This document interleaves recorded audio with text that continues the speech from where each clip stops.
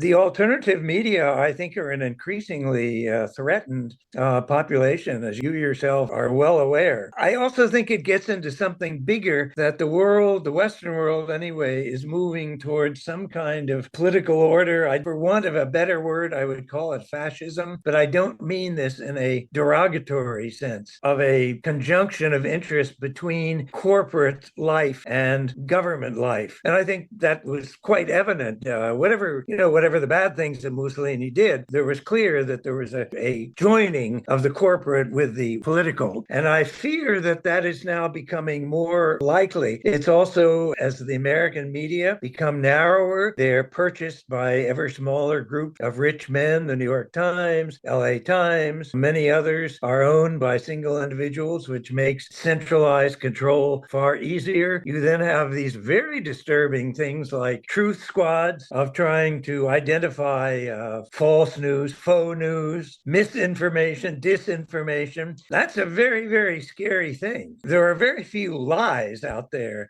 It all depends on which facts you choose to interpret and which facts you tend to give weight to. I think there are organizations trying to make sure. I mean, when we even have these debates, when there are fact checkers, it's getting harder and harder, I think, to speak independently, and government having a greater voice